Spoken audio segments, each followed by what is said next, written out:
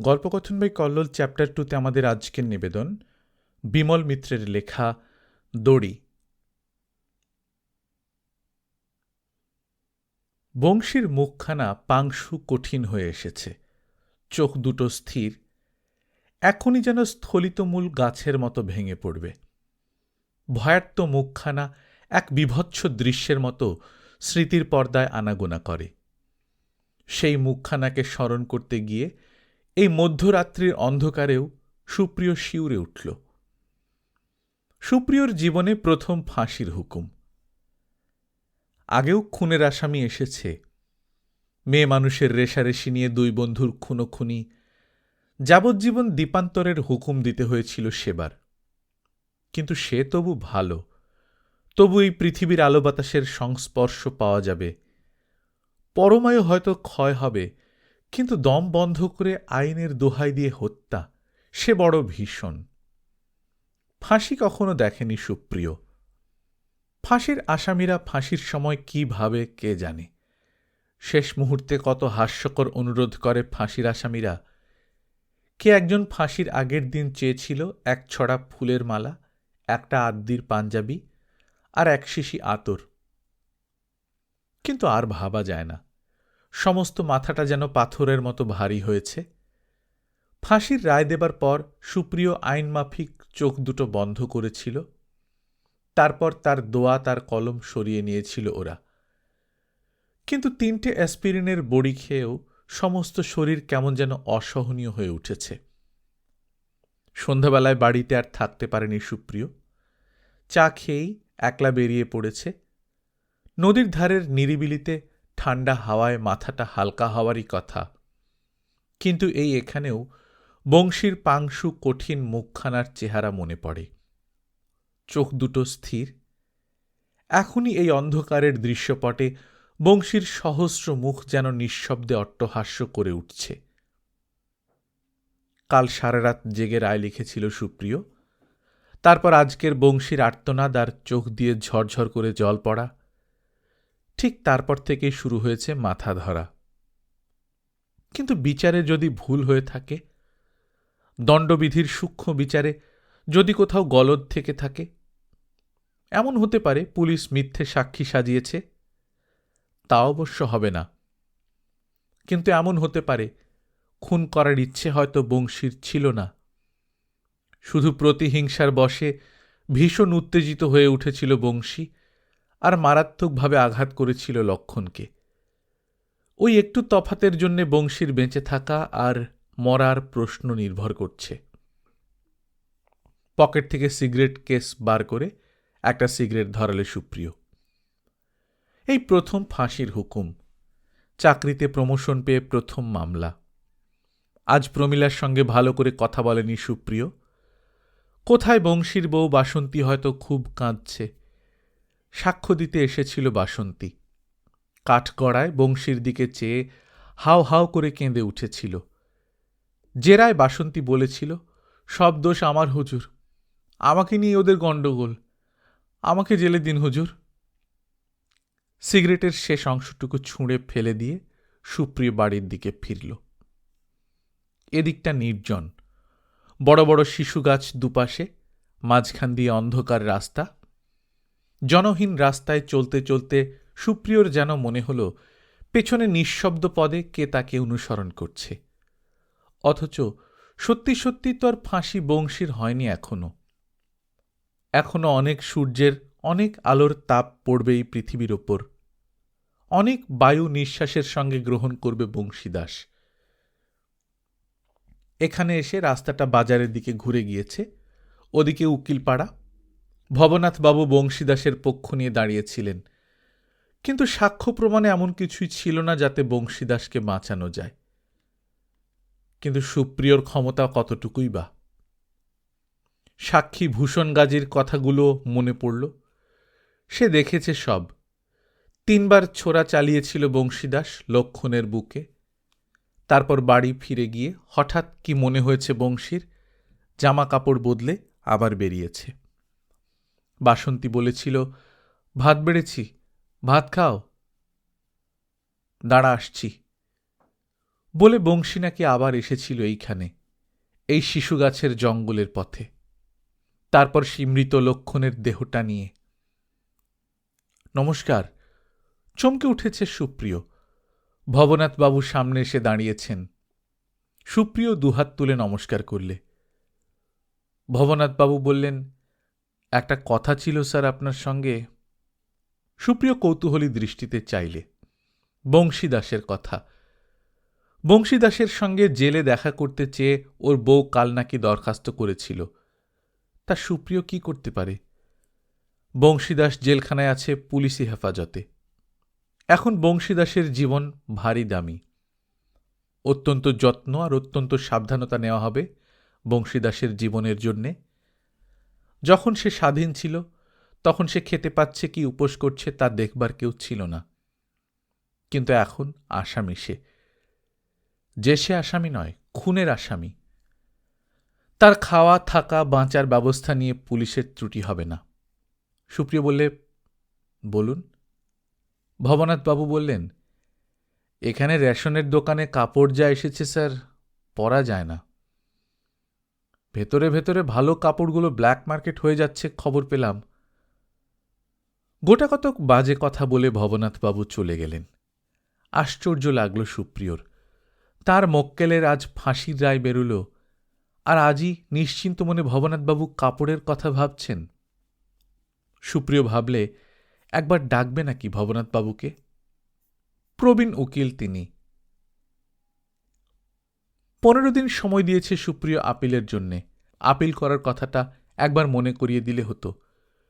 কিন্তু ভবনাথবাবু তখন অনেক দূর চলে গেছেন।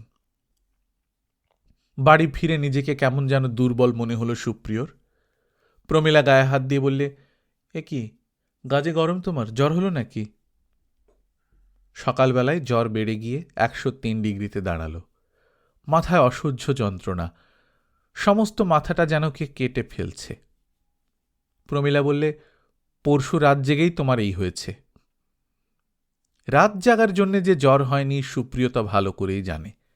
তবু শরীর তার সহজে সারবে না মনে হল। সেই দিনই লম্বা ছুটির দরখাস্ত করে দিল সুপ্রিয়। লম্বা 3 মাসের ছুটি। কলকাতায় এসে সুপ্রিয় বিশ্রাম নিল অনেক দিন। জ্বর আজকাল আসে না। এখানে এসে পুরনো বন্ধুদের সঙ্গে দেখা হল। প্রচুর বই পাওয়া যায়, কিন্তু ভয় হয় মনের ভেতর। আবার যেতে হবে ফিরে। আবার সেই শিশু গাছের জঙ্গল, সেই ভবনাথবাবু, সেই আদালত। বংশীদাস আপিল করেছে হাইকোর্টে। খবরটা পেয়ে অনেকটা স্বস্তি পেলে সুপ্রিয়। প্রমীলা গাড়ি নিয়ে বেরোয় এদিক ওদিক। নানা লোকের সঙ্গে তার দেখা করা দরকার। সুপ্রিয়র চাকরিতে অভাবনীয় উন্নতি হয়েছে, খবরটা বোধহয় প্রচার করা দরকার। আত্মীয় অনাত্মীয়, পরিচিত অপরিচিত সকলের ঈর্ষার উদ্রেক হলে প্রমীলার সার্থকতা প্রমাণ হবে। সিনেমার শেষ শোতে গিয়ে বসেছিল সুপ্রিয়। কখন আরম্ভ হয়েছে কখন শেষ হলো বুঝতে পারা যায়নি। ট্রাম বাস বন্ধ হয়ে গেছে, ট্যাক্সি করা চলত, কিন্তু গ্রীষ্মকালের রাত। আবার অনেক দিন পরে অন্ধকারে একলা একলা হাঁটতে ইচ্ছে হল সুপ্রিয়র। চৌরঙ্গি ধরে হাঁটতে লাগল সুপ্রিয়। বড় নির্জন রাস্তা। হঠাৎ অনেক দূর এসে সুপ্রিয়র মনে হল কে যেন নিঃশব্দ পদে তাকে অনুসরণ করছে। পেছন ফিরে চাইলে সুপ্রিয়, কেউ তো নেই কোথাও। অনেকদিন আগের সেই শিশুগাছের জঙ্গলের রাস্তার কথা মনে পড়ল। সেদিন রায় দিয়েছে সুপ্রিয় বংশীদাসের খুনের মামলায়। বংশীদাস নামটা মনে পড়তেই ভয়ে শিউরে উঠল সুপ্রিয়। কিন্তু সে তো এখনো হাজতে। এখনো পুলিশ প্রহরী পাহারা দিচ্ছে বংশীদাসের অমূল্য পরমায়ুকে। সে তো এখনো বেঁচে আছে। সে আপিল করেছে। হাইকোর্ট পুজোর ছুটির পর খুললেই আবার তার মামলার আপিলের শুনানি হবে। কে জানে, হয়তো অবিচার হয়েছে বংশীদাসের উপর। ভারতীয় দণ্ডবিধির 302 ধারা প্রয়োগ করা হয়তো অন্যায় হয়েছে। অনেক দূর আসতে আসতে ভবানীপুরের রাস্তায় সুপ্রিয় দেখলে এখানে রাত অনেক হয়েছে। দু একটা পানের দোকান তখনও খোলা আছে। এবার একটা ট্যাক্সি করলে হয়। হঠাৎ সুপ্রিয় দেখলে জনহীন রাস্তার উপর দিয়ে অত্যন্ত মৃদু গতিতে সাইকেল চালিয়ে চলেছে একটা পুলিশ সার্জেন্ট, আর তারই পেছনে পেছনে চলেছে আর একটা কনস্টেবল একটা ছোট থলি হাতে নিয়ে। থলির ভেতরে যেন ভারী কিছু রয়েছে। মন্থর গতির সাইকেলের উপর পুলিশ সার্জেন্ট এদিক ওদিক চাইছে। হঠাৎ গতি থেমে গেল সাইকেলের। ফুটপাথের একধার থেকে একটা কুকুর ঘেউ ঘেউ শব্দে চিৎকার করতে করতে এগিয়ে এলো। সার্জেন্টের ইঙ্গিত পেয়ে পেছনের কনস্টেবল তার থলি থেকে কি একটা জিনিস ছুঁড়ে ফেললে কুকুরটার দিকে। কুকুরটা দৌড়ে গিয়ে নিমেষের মধ্যে মুখে পুরে দিল। বোধহয় লোভনীয় মুখরোচক কোনো খাদ্যপিণ্ড, কিন্তু সঙ্গে সঙ্গে বিকট চিৎকার করে কুকুরটা বনবন করে চরকির মতো ঘুরতে লাগল। তার কিছুক্ষণ পরে আর নড়ল না কুকুরটা। কিছুক্ষণ চেয়ে দেখলে সুপ্রিয়। সার্জেন্টের ইঙ্গিত পেয়ে কনস্টেবলটা এসে সুপ্রিয়কে বললে, বাবুজি, ওদিকে দেখবেন না, সরে যান। মাথাটা সত্যি সেদিনকার মতো আবার ঘুরতে শুরু করেছে সুপ্রিয়র। অনেক দূরে গিয়ে সুপ্রিয়র মনে হল ঠিক আগেকার মতন যেন আর একটা কুকুরের বিকট একটা চিৎকার উঠল, কিন্তু কিছুক্ষণ পর সমস্ত নিস্তব্ধ। তবে কি সারা রাত এমনই চলবে? সামনে থেকে একটা ট্যাক্সি নিয়ে উঠে পড়ল সুপ্রিয়। আজ আর হাঁটার শক্তি নেই তার। প্রমীলা গায়ে হাত দিয়ে বললে, এ কি, আবার তোমার জ্বর এলো? এই রাত্রে হেঁটে বেরিয়েই তোমার অসুখ করেছে। কি যে তোমার হাঁটার শখ! গাড়ি থাকতে এত হাঁটা। রাস্তায় হাঁটার জন্যে যে জ্বর হয়নি তা সুপ্রিয় ভালো করেই জানে, তবু শরীর তার সহজে সারবে বলে মনে হল না। অথচ ছুটিও তার ফুরিয়ে এসেছে। আবার সেই আদালত, শিশুগাছের জঙ্গল, সেই ভবনাথবাবু, সেই বংশীদাস, বাসন্তী, লক্ষণের মৃত আত্মা। সব জিনিস সংগ্রহ করা হচ্ছে। বিদেশে অনেক জিনিস পয়সা থাকলেও সময় মতো পাওয়া যায় না। ছোটোখাটো স্টেশনারি জিনিস, টুথপেস্ট থেকে আরম্ভ করে তোয়ালে, গামছা, পাপোশ, ঝাড়ন, যাবতীয় সংসারের খুঁটিনাটি জিনিস। তারপর আছে প্রমীলার শাড়ি, ব্লাউজ, গয়না, সুপ্রিয়র নিজের স্যুট, ছাতা, জুতো, ফ্লাস্ক, কি নয়। প্রমীলা নিজের জিনিসগুলো সুযোগ মতো নিজেই কিনে নিয়েছে। সুপ্রিয়কে কিনতে যেতে হলো টুকিটাকিগুলো। সকালবেলা বেরিয়ে এ দোকান ও দোকান ঘুরে কিনতে হলো সব। আবার প্রায় বহুদিনের মতো যাওয়া। হয়তো 1 বছর পরে কলকাতায় আসবার সুযোগ হবে। সুপ্রিয় জিনিসগুলো কিনে যখন বাড়ি ফিরল তখন অনেক দেরি হয়ে গেছে। চাকরটা গাড়ি থেকে মালপত্র এনে নামিয়ে রাখল। প্রমীলা বললে, এটা কি গো, দড়ি এক গাছে কিনেছ কি করতে? দড়ি? নিজেই অবাক হয়ে গেছে সুপ্রিয়। দড়ি কেনবার তো কথা ছিল না। দড়িটা কখন কিনলে সে? সরু সাদা সুতোর তৈরি চমৎকার কয়েক গজ দড়ি। সুপ্রিয় চমকে উঠল। এতখানি দড়ি সে কেন কিনেছে? প্রমীলা বলল, দড়ি নিয়ে কি গলায় দেব নাকি? তাই তো বটে। সুপ্রিয়র যেন মাথার ভেতর সব গোলমাল হয়ে গিয়েছে। চকচকে ঝকঝকে দড়িটা যেন জীবন্ত একটা সাপের মতো সুপ্রিয়র দিকে ফনা তুলে চেয়ে চেয়ে দেখছে। মাথাটা কি আবার ব্যথা করে উঠছে? আবার বোধহয় তার জ্বর আসবে। খাওয়া দাওয়ার পর সুপ্রিয় ইজি চেয়ারে শুয়ে খবরের কাগজ নিয়ে বসল। সকাল থেকে আজ খবরের কাগজ দেখাও হয়নি একবার। কাগজটা খুলেই চমকে উঠল সুপ্রিয়। বড় বড় হেডলাইনে লেখা রয়েছে, কোনো এক ফাঁসির আসামি আত্মহত্যা করেছে। ফাঁসির প্রাক্কালে বিষপানে আত্মহত্যা করেছে। খবরটা পড়তে পড়তে হঠাৎ সুপ্রিয়র বংশীদাসের কথা মনে পড়ল। বাসন্তী তো বংশীকে বাঁচাতে পারে। দেখা করবার সময় লুকিয়ে বিষ নিয়ে গিয়ে দেখা করতে পারে সে।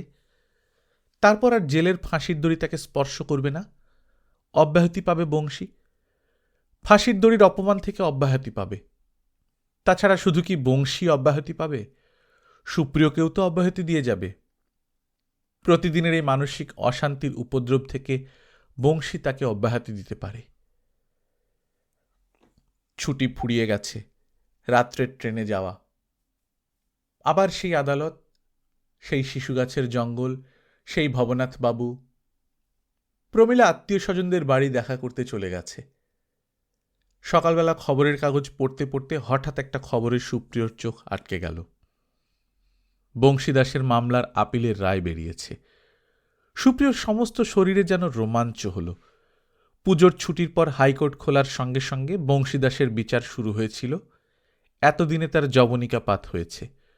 সুপ্রিয় একটা মুক্তির নিঃশ্বাস ফেললে।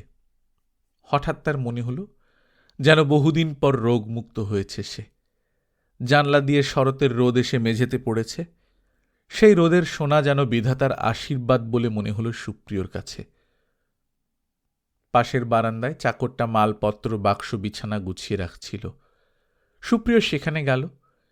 সেই সেদিনের কেনা দড়িটা দিয়ে একটা বিছানার বান্ডিল কোষে কোষে বাঁধছে চাকরটা। সুপ্রিয়ই দড়িটা কিনে এনেছিল, কিন্তু চাকরটা সেটাকে কাজে লাগিয়ে দিয়েছে। সুপ্রিয়র আর কোনো দায়িত্বই নেই। অনেক দেরি করে প্রমীলা ফিরে এলো। একতলায় প্রমীলার গলার আওয়াজ শোনা যাচ্ছে। ইজি চেয়ারে হেলান দিয়ে জানলার বাইরে দৃষ্টি দিয়ে সুপ্রিয়র মনে হল অবিচার তবে সে করেনি। আইন পাশ করা তার তবে ব্যর্থ হয়নি। বংশীদাসের ফাঁসি হয়েছে, সুপ্রিয় বেঁচেছে। অন্তত তার মান মর্যাদা বজায় রইল। তার বিচার নির্ভুল। একটা স্বস্তির নিঃশ্বাস ফেললে সুপ্রিয়। গল্পকথনে কল্লোল চ্যাপ্টার 2-তে শুনছিলেন বিমল মিত্রের লেখা দড়ি। আমাদের এই চ্যানেলে বিমল মিত্রের আরও প্রায় 19টা গল্প আছে। আজকেরটা নিয়ে সর্বমোট 20টি গল্প পড়া হবে বিমল মিত্রের। আপনারা যারা বিমল মিত্রের অন্যান্য গল্প শুনতে চান, স্ক্রিনে আমাদের প্লেলিস্টটা দেওয়া আছে। এছাড়াও ইউটিউবে বিমল মিত্র স্পেস কল্লোল লিখে সার্চ দিলে, বা যে কোনো গল্পের নাম স্পেস কল্লোল লিখে সার্চ দিলে, যদি আমাদের সে গল্পটি পড়া হয়ে থাকে, গল্প বা লেখকের নাম স্পেস জাস্ট কল্লোল লিখে সার্চ দিবেন, তাহলে আপনাদের স্ক্রিনে চলে আসবে এবং আপনারা সেই গল্প শুনতে পারবেন। গল্প পাঠ ভালো লাগলে বন্ধুদের সঙ্গে শেয়ার করবেন। নিজে ভালো থাকবেন, আশপাশের লোকজনকে ভালো রাখবেন। টাটা।